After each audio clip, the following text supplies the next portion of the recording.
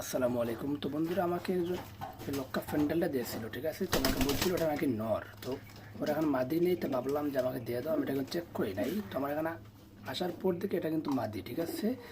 তো আমার এখানে একটা নর ছিল, এটা এই যে মার্কসের কাছে নর ছিল। তো ভাবলাম যেহেতু আমার এটা এখানে কত পরে আছে, কোনো কাজে আসছে না, তো ওটা কিন্তু ওর সাথে আমি জোড়া দিয়েছি অলরেডি।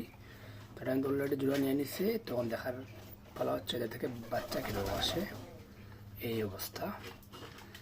তো অবশ্যই নর কেনার সময় চেক করে কিনবেন, একটু আওয়াজটা দেখাশোনা করবেন। যেহেতু আমি এটার আওয়াজটা দেখি নাই, তাই ভাবলাম হয়তো উনি বলতেছেন ন, তাই আমিও জেনেছিলাম, চেক করার সময় পাইনি, তখন থেকে এটা মাদি। ওকে, তারপর কিন্তু খাবেন না, অবশ্যই নরের আওয়াজটা ভালো করে দেখে তারপর কিনবেন। এটি এই দেখেন, এগুলো হচ্ছে নরের আওয়াজ, দেখেন এই যে এগুলো হচ্ছে নরের আওয়াজ, ঠিক আছে।